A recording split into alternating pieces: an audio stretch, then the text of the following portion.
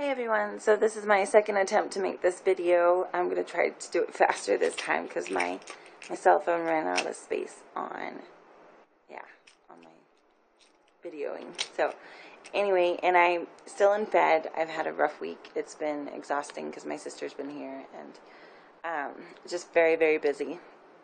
So I'm still in bed being lazy and just trying to get this video done before her and her fiance get back here, just because I don't like making videos in front of people. So anyway, I wanted to update you guys on our TTcing for baby number 2. And I had my doctor's appointment on Wednesday the 6th. And I went in with my husband, and basically she just wanted to talk to us also about like my results for the ER. She said that everything looked normal and stuff like that, but she wanted us to think of a possible way of helping with the cysts that I've been having and stuff, and help me ovulate. And since I probably hadn't ovulated for like 3 months before that, then therefore those cysts were pretty big, and so that's why they were a lot more painful. But I discussed with her my fears of having to have a hysterectomy and stuff, and the fact that we want to be able to have the 3 children that we want before that has to happen. And she completely understood that, and she agreed that, a hysterectomy is probably like the best option for me if I do continue having erupted cysts and stuff. But she wanted to give us 2 different options, to either go on birth control or to go on fertility drugs to help me ovulate right now, so that way I don't have any pain. Because even after those cysts popped and stuff, usually the pain goes away, and I've still been having a little bit of pain every now and then, so I can't be too active or anything, and that's really bothering me. Anyway, so she gave us option number 1, either birth control, which she said, of course, that's only going to help me while I'm on it. When I'm off of it, I'm going to go back to being irregular and not ovulating, but it will take away the pain. She said, of course, I will not get pregnant, so if we want to have a baby within the next 6 months or whatever, or get pregnant within the next 6 months, then to go for option number 2, which is to go on Clomid. And so I told her that I'd really, really prefer to, have our kids early and close together, and just let them have that relationship that I had with my sisters. And also, if I do have to have a hysterectomy within the next 5 years, I'd like to have my 3 children. So Daniel was sitting right next to me too, and he was a little confused. He didn't realize that me getting pregnant would help the situation too. He was more concerned about me having my health better before having a baby. And I informed, he didn't understand it. And I was like, Daniel, but when I'm pregnant, it doesn't do anything either because I don't have those cysts. And so he was like, oh, okay, that makes sense. So he kind of embarrassed me because he made it sound like he didn't want to have another baby right now, and that I was the only one that wanted to. But then he was like, no, we're 100% ready to have baby Oliver. And I was like, well, what are you going to do if we don't have, if like we had 3 children and we don't have a baby boy, and we just have a girl? I was like, are you going to want to have more kids after that? Because otherwise I'd probably get a hysterectomy afterwards just for the heck of it, because that way I don't have to deal with the pain. And he's like, no. He's like, we're probably having all girls, but I'm okay with it.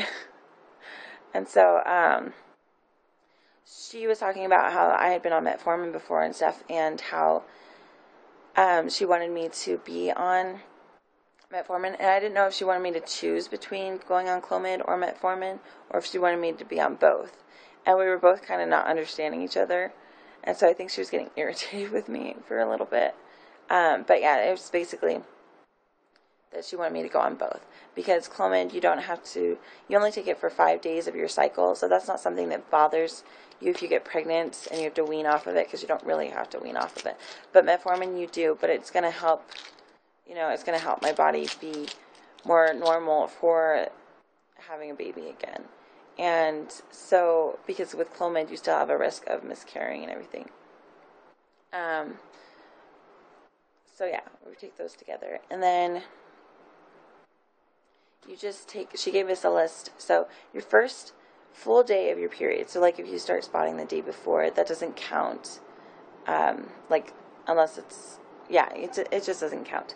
So the next day counts as your first full day of your period. So you start taking the Clomid on your third full day of your period. So yeah, it would basically kind of be like cycle day 4, but technically cycle day 3. So yeah, you don't count your first day as your first day of your period. So right now I'm on cycle day 16 and I'm still waiting to ovulate. Probably won't for another week or 2. And so we probably won't start taking the Clomid until March. So, we still probably won't have another baby. If this works, we probably won't have a baby till December or March. So Ava will already almost be 2, which is perfectly normal for having baby number 2. And then, so she gave me 6 months worth of metformin for 500 milligrams, and then the Clomid is 50 milligrams. And so you take this on cycle day 3, 4, 5, 6, and 7, and then you should ovulate between cycle day 11 through 17. So you're supposed to baby dance. She gave me a whole list of ingredients. She said baby making is on cycle day 11, 13, 15, and 17. And my husband wanted to cry. He's like, why? But yeah, that's supposed to help you get pregnant. And she said that if I don't get a positive pregnancy test or a period by cycle day 40, to call her and she would start me on Provera, and that's supposed to make me have a period. Which, if I'm on metformin, that shouldn't be a problem at all, because metformin, I had a regular every 28-day cycle, and it was perfectly normal the whole time I was on it. So yeah, I'm just basically sitting around waiting to ovulate and then start. It will be cycle number 3 for TTcing, and so yeah, we're most likely, if this works, we're most likely looking forward to having a winter baby. And which kind of concerns me in a way, because we'd have to drive to the hospital with it possibly snowing, and it's an hour-and-a-half drive, so that kind of scares me. But my husband's very good at driving in the snow. Anyway, last but not least, on the good news note, is that I was talking to her about the fact that really I was only concerned about the fact that the whole situation at the hospital happened, and then I found out afterwards that I couldn't have a VBAC, that they didn't allow it in the state.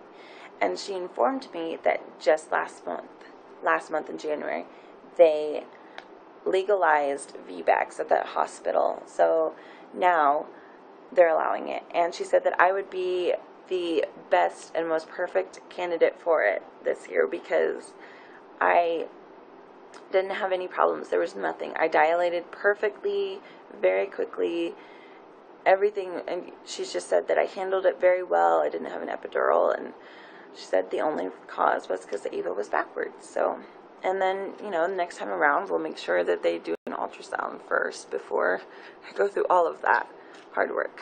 It really wasn't that hard, but anyway, so yeah, I'm very, very thrilled about that, because I just did not want to have a C-section. But anyway, I'm going to go ahead and go. So I will talk to you guys later, and yeah, I'll definitely just give you a weekly update on TTcing, and yeah, so we're really, really hoping that this will work out and we can have baby number 2 either the end of this year or the beginning of next year. So anyway, thanks everyone for watching, and I'll talk to you guys later. Bye.